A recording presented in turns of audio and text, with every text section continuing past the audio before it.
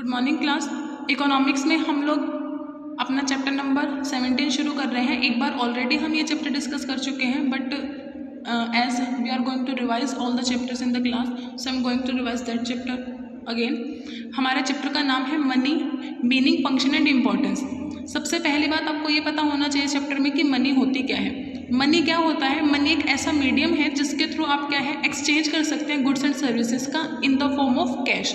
Cash के form में जब आप गुड्स एंड सर्विसेज को एक्सचेंज करते हैं तो वो आपकी क्या होती है? मनी होती है। ओके, मनी को पढ़ने से पहले हमें बार्टर सिस्टम को पढ़ना पड़ेगा कि बार्टर सिस्टम क्या होता है। अगर मैं बार्टर सिस्टम की बात करूँ तो everybody know about the barter system. Barter system is that system in which goods and services are exchange but not in the cash in other goods and services. ठीक है, कैसे होती थी बार्टर में? जो है आप पैसा नहीं देते थे गुड्स एंड सर्विसेज के बदले, बल्कि क्या करते थे? दूसरा सामान दे देते थे। देखिए, डिस्कस करते हैं इसको। Direct exchange of goods against other goods without the use of money is called barter और एक्सचेंज सिस्टम। ठीक है, सीधा ही हम क्या है गुड्स एंड सर्विसेज का एक्सचेंज कर रहे हैं बिना पैसे के, तो वो हमारा बार्टर या एक्सचेंज सिस्टम है। Alternatively economic exchange without the medium of money is referred to as barter exchange. इसके अलावा आप वो उस सिस्टम को बार्टर एक्सचेंज कह सकते हैं जिसमें आप पैसे का यूज नहीं कर रहे। इकोनॉमी बेस्ड ऑन बार्टर और exchange is also called CC economy, that is commodity for commodity exchange economy. ठीक है, जो ऐसी इकोनॉमी जिसमें बार्टर सिस्टम यूज होता है उसे आप commodity for commodity exchange economy भी कहते हैं। In ancient time man was managed only in primary occupation. देखिए, पुराने टाइम में क्या था, जो आदमी था वो सिर्फ और सिर्फ प्राइमरी कामों में लगा हुआ था, like agriculture, animal husbandry, fishery and hunting. Therefore clothes in exchange of food grain, milk in exchange of clothes, food in exchange of milk और domestic animals was done through this system. इसलिए क्या करते थे ये लोग? एक सामान के बदले दूसरा सामान खरीद लेते थे। This system was completely based on mutual trust and faith. और ये सिस्टम जो है कम्प्लीटली हमारे आपस के व्यवहार पर, आपस के विश्वास पर बेस्ड था। आगे देखिए, आई होप आपको बार्टर सिस्टम समझ में आया होगा। एक बार दोबारा बता देती हूँ बार्टर सिस्टम क्या होता है। बार्टर सिस्टम वो सिस्टम होता है जिसके अंदर आप क्या करते हैं, किसी सामान के बदले पैसा ना दे करके दोबारा उसके बिहाफ पे कोई दूसरा सामान खरीद लेते हैं। जैसे मैं एग्जांपल ले रही हूँ वीट और राइस का। मान लीजिए मेरे पास राइस है और आपके पास वीट है, तो आप क्या करेंगे? मुझे वीट देंगे और मैं उसके बदले आपको पैसे ना दे करके राइस दे दूँ, तो वो हमारा क्या है? बार्टर सिस्टम है। और अगर मैं आपको वीट के बदले पैसे दूँ तो वो हमारा कौन सा सिस्टम हो जाएगा? मनी एक्सचेंज सिस्टम, जिसे हम आगे पढ़ेंगे। अब देखिए बार्टर सिस्टम में प्रॉब्लम्स क्या क्या थी। Along with development of human civilization, economic activities also increased, which create problem in operation of barter system, and ultimately this system was prohibited from the society. Money replaced this system. जो barter system थी उसमें problem क्या थी? काफ़ी सारी problems थी। इस वजह से इस सिस्टम को ख़त्म कर दिया गया और मनी आ गई इसके बदले। Now we shall discuss certain main problem of this system. अब हम इस सिस्टम में जो मेन प्रॉब्लम्स थी उन प्रॉब्लम्स को डिस्कस करते हैं। First, problem of double coincidence of want. देखिए, double coincidence of wants mean what one person wants to sell and buy must coincide with what some other person wants to buy and sell. इसका मतलब क्या है कि आपकी जो want है वो उस पर्सन से मिलनी चाहिए जिसके साथ आपको सामान बेचना या खरीदना है। This coincidence is difficult. ये जो है कोइंसिडेंस काफ़ी मुश्किल होता था। If a farmer wants sugar in exchange of surplus food, then he will have to find such a person who has surplus of sugar. Example क्या दिए इन्होंने? देखिए कि किसान है जो अपने प्रोडक्शन को बेच करके शुगर खरीदना चाहता है, तो उसे एक ऐसे पर्सन को ढूंढना पड़ेगा जिसके पास शुगर ज़्यादा है और वो खाने के किसी चीज़ के बदले शुगर को बेचना चाहता है। This coincidence is very difficult in social life, practical life. ये इस तरीके का जो कॉन्सिडेंस है प्रैक्टिकल लाइफ में मिलना काफ़ी ज़्यादा मुश्किल था। Difficulty in measuring the value of good. देखिए, इसके अलावा कोइंसिडेंस के अलावा क्या प्रॉब्लम थी कि जो वैल्यू है किसी सामान की उसको मेज़र करना काफ़ी मुश्किल था। It is difficult to measure the value of additional goods available for exchange. देखिए, एग्जैक्ट वैल्यू गुड्स की डिराइव करना काफ़ी मुश्किल था। Both person engaged in give and take और exchange used to exchange good on the basis of their mutual understanding. दोनों जो लोग थे उन्हें अपनी म्यूचुअल अंडरस्टैंडिंग के बेस पे वो क्या करते थे? सामान खरीदते या बेचते थे। एंड यूटिलिटी ऑफ गुड्स, और गुड्स कितनी ज़्यादा आपके लिए यूजेबल है उसके according. In fact it is very difficult to determine the exchange ratio of goods afresh for every transaction. या हम क्या कह सकते हैं कि जो एक्सचेंज रेशियो है गुड्स की वो डिफाइन करना काफ़ी ज़्यादा मुश्किल काम था। Third, future saving is not possible, store of wealth जो है वो पॉसिबल नहीं था इसमें। In this system such good were also exchange which were difficult to be stored for long time period. इसमें वो वाला सामान भी हम एक्सचेंज करते थे जिसे लंबे समय तक रखना अपने पास काफ़ी मुश्किल होता था, specially milk, fruit, vegetable etcetera. Food terms can not be stored for a long time, ये सामान ऐसे हैं जिन्हें हम लंबे समय तक स्टोर करके नहीं रख सकते। Therefore future storage of excess product was not possible in this system, इसलिए फ्यूचर में इन चीज़ों को स्टोर करके रखना काफ़ी मुश्किल होता था। Problem in exchange of indivisible goods, usually the problem of division of goods also took place in barter exchange system. देखिए बार्टर एक्सचेंज सिस्टम में क्या होता था, गुड्स को डिवाइड करना काफ़ी मुश्किल होता था। For example the exchange value for 1 buffalo is 4 packet of wheat. Example क्या दिया इन्होंने कि एक बफेलो के बदले आप 4 बोरी गेहूँ ले सकते हैं। Now in such condition if the farmer required 1 packet of wheat then he will not be able to exchange his buffalo. अब देखिए ऐसी कंडीशन आ गई कि एक फार्मर को सिर्फ 1 बोरी ही गेहूँ चाहिए तो वो अपने बफेलो को किसी के साथ नहीं बेच सकता। क्यों? क्योंकि 1 बोरी गेहूं के बदले बफेलो एक्सचेंज नहीं हो सकती थी। After that problem in keeping account of deferred payment, जो उधार पे लिया गया सामान था उसको प्रॉपर अकाउंटिंग सिस्टम के थ्रू मैनेज करके रखना भी काफ़ी मुश्किल टास्क था। In barter exchange only current transaction were possible. Barter exchange में क्या था, समय पे जो ट्रांजेक्शन हो रही है सिर्फ वही पॉसिबल थी। And if a person wanted to obtain a product on credit through barter exchange, और कोई पर्सन अगर उधार पे सामान लेना चाहता था बार्टर सिस्टम में, then it was very difficult to calculate the future price of the commodity. तो उस कमोडिटी का फ्यूचर प्राइस कैलकुलेट करना काफ़ी मुश्किल काम था।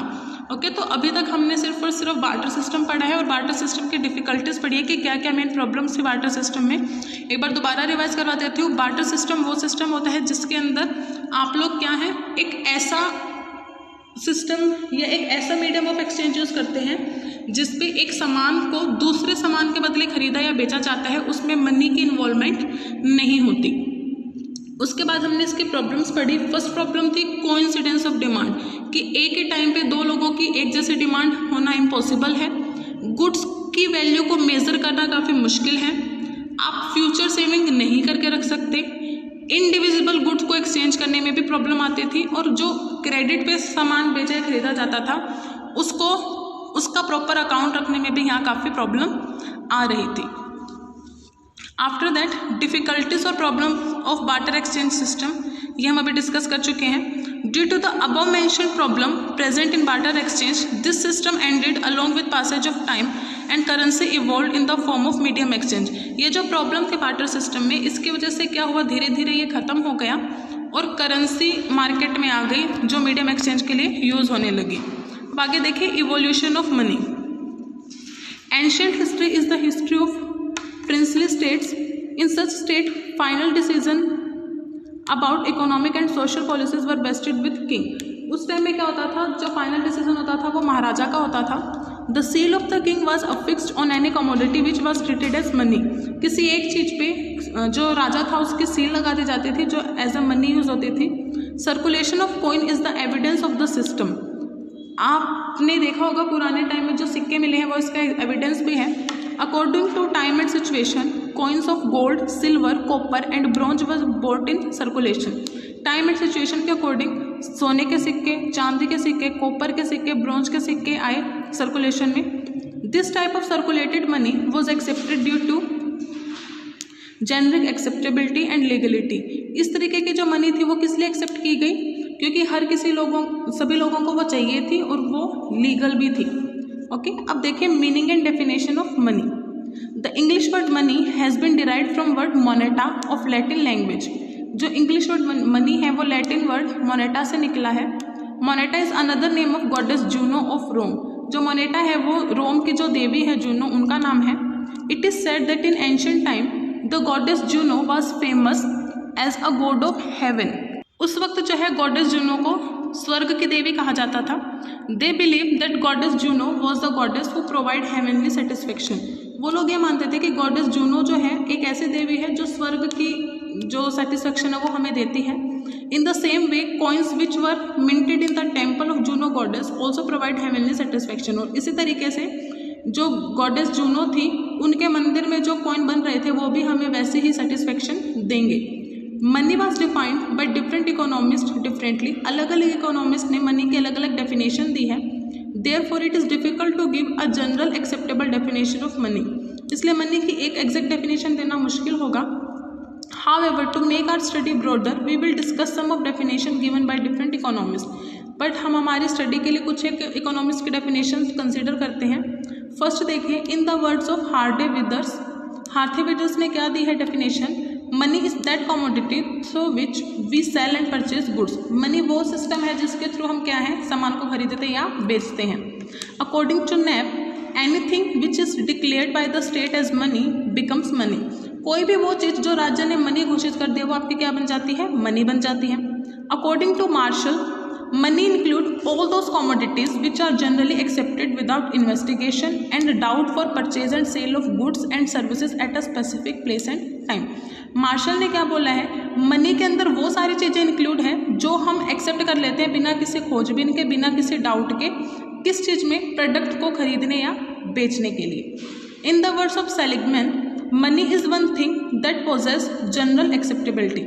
सेलिगमैन ने क्या कहा है, पैसा एक ऐसी चीज़ है जिसमें हर किसी की सहमति हो। According to Kinley, money is such commodity which is generally used and accepted as a medium of exchange and measure of value.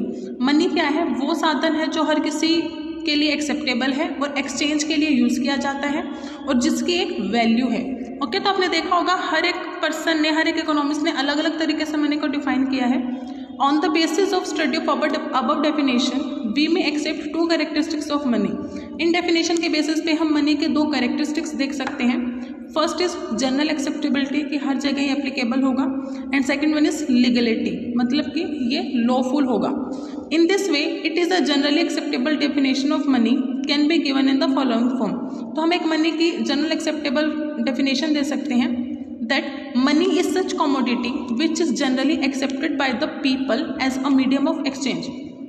कि मनी जो है आपकी वो कमोडिटी है जो हर एक पर्सन के द्वारा एक्सेप्ट की जाती है as a medium of exchange, measure of value, store of value and transfer of value in an independent and a broad and common form. हम जो है उसको स्टोर करके रख सकते हैं, ट्रांसफ़र कर सकते हैं बिना किसी के दबाव के, जहाँ चाहे वहाँ, किसी भी कारण से। It is therefore we can say, इसलिए हम क्या कह सकते हैं, money is the matter of function for a medium a measure a standard and store. कि मनी जो है फंक्शन उस तरीके का फंक्शन है जो एक साधन है किसी काम को करने का, एक तरीका है किसी चीज़ को मेज़र करने का, एक स्टैंडर्ड है दूसरे चीज़ों के लिए और जिसको आप स्टोर करके रख सकते हैं। Reserve bank of India used 4 alternative measures of money supply. जो RBI है उसने 4 अल्टरनेटिव दिए हैं मनी सप्लाई के। M1 equal to C plus DD plus OD। C का मतलब क्या है, करेंसी जो पब्लिक के पास है। DD का मतलब डिमांड डिपॉजिट। OD का मतलब दूसरे डिपॉजिट जो RBI के पास होते हैं। M2 equal to M1 plus SD with post office. दूसरा तरीका क्या दिया मेजरमेंट करने का, एक तो M1 की C plus DD plus OD तो है, बट साथ के साथ पोस्ट ऑफिस में जो हमारी सेविंग डिपॉजिट है उसको भी इंक्लूड कर लिया।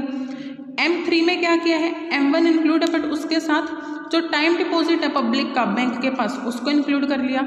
और M4 में क्या इंक्लूड किया है, M3 को एज इट इज़ इंक्लूड किया है और टोटल पोस्ट ऑफिस में जितने भी डिपॉजिट हैं उन सभी को यहाँ यूज़ किया है मनी को मेज़र करने के लिए। डन। तो यहाँ से आपको जो डेफिनेशन ईजी लगे मनी की, आप वो डेफिनेशन यूज़ कर सकते हैं और उसको लर्न कर सकते हैं। या फिर आप अकॉर्डिंग टू लेमैन अगर लिखना चाहे, कॉमन लैंग्वेज में लिखना चाहे, तो आप ये भी लिख सकते हैं that money is such commodity which is generally accepted by the people as a medium of exchange, measure of value, store of value and transfer of value in an independent and a broader and common form. Okay? After that देखिए money के primary function कौन कौन से होते हैं। Primary functions देखिए money के क्या क्या हैं। मीडियम ऑफ एक्सचेंज, जो मनी है आपका मीडियम ऑफ एक्सचेंज के तरीके से यूज़ किया जाता है। देखिए इसको स्टडी करते हैं। This is important function of money which is also it's identity. ये जो है मनी का बेसिक फंक्शन है और आइडेंटिटी भी है ये मनी की।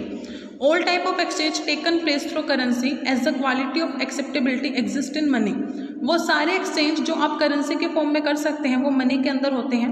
Money is an ideal medium for conducting transaction in the market. Money जो है वो साधन है जिसके थ्रू आप ट्रांजेक्शन जो है मार्केट में कर सकते हैं। सेकेंड देखिए, major of value.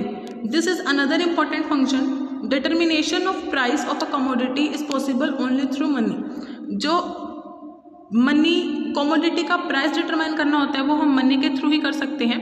Exchange of goods and services become easy if their value is measured in term of money. जो गुड्स एंड सर्विसेज हैं उनका एक्सचेंज ईजी हो सकता है अगर हम उन्हें मनी के फॉर्म में मेजर करें।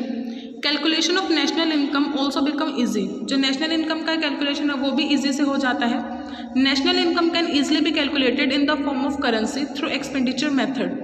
जो नेशनल इनकम है वो किस तरीके से कैलकुलेट होता है? एक्सपेंडिचर मेथड से, प्रोडक्शन मेथड से और इनकम मेथड से।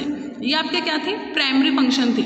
इसके अलावा सेकेंडरी फंक्शंस देखिए इस डायग्राम में दिखाए गए हैं फंक्शन ऑफ मनी में। प्राइमरी फंक्शन हम डिस्कस कर चुके हैं। सेकेंडरी फंक्शन, कंटीजेंट फंक्शन और अदर फंक्शन हम लोग कल डिस्कस करेंगे, क्योंकि आज के लिए इतना इनफ है। आपको होमवर्क क्या करना है? मनी टॉपिक डालना है अपने नोट्स में और इस टॉपिक के नोट्स बनाने हैं यहाँ तक, प्राइमरी फंक्शन तक, जिसमें आपको लिखना क्या है? सबसे पहले आपको लिखना है बार्टर सिस्टम क्या होता है, बार्टर सिस्टम के प्रॉब्लम्स क्या क्या हैं, उसके बाद इवोल्यूशन ऑफ मनी क्या है, मनी की डेफिनेशन क्या है, मनी के जो डेरिवेशन, हमने भी डेरिवेशन की थी M1 = C + DD + OD, वो डेरिवेशन लिखनी है।